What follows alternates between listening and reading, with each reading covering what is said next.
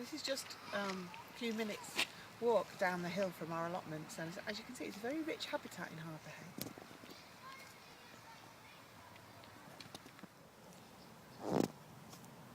Well, we're just down the bottom of the hill from our allotments, which are up there. That's the River Irk over there, and this is the Himalayan balsam, which is absolutely everywhere. And this is the flower which the bees are feeding on at the moment, and when they go into it, they crawl right the way into the flower, and then they turn around and come out, and as they come out they get the white stripe down the top of their heads. So I don't know if you can focus on that. I'll find one. So we reckon there's a good chance that some of these honeybees will be our bees, because we're just at the bottom of the hill. This is the Himalayan balsam, which is actually very pretty.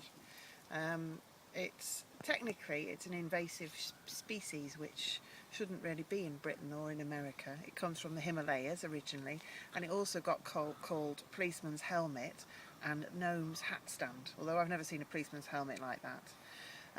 It was introduced into Britain in 1839, around the same time as they introduced Japanese knotweed and also giant hogweed, because they grew really easily and they were splendidly invasive, they reckoned.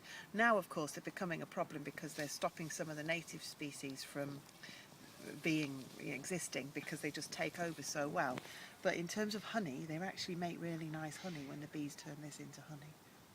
Yeah. Okay, what I'm going to do is just tilt the flower up, and then you'll see at the very top of it there's a white bit, and as the bee comes out, can you see it? That's what it rubs its head on and gets the white stripe.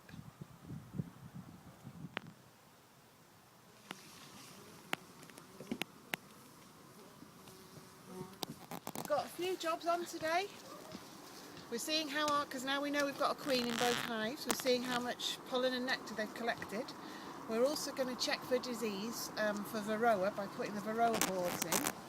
And then we're also going to catch 30 bees from each hive so we can take them for microscopy tomorrow at Heaton Park to see have they got any of the other diseases. See, in these open ones here, you can see those little white things at the bottom. You might not be able to get it on there, Richard. They are grubs, yes, so she's doing something. She is.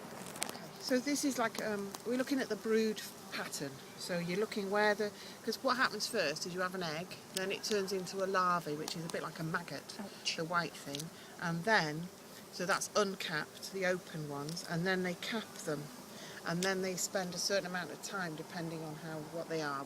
Is it 8 days or 9 days? And then they hatch out as a new bee. So where it looks like this, that's capped brood.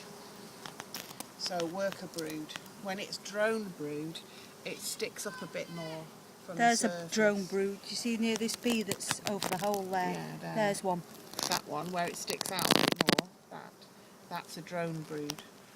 We've collected some bees. We're going to freeze them.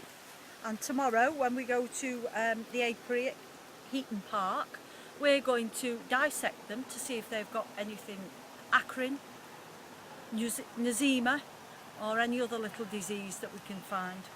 And that's what we're going to do with these. We need to get 20 out of there as well. They're absolutely loaded with Himalayan balsam, these bees.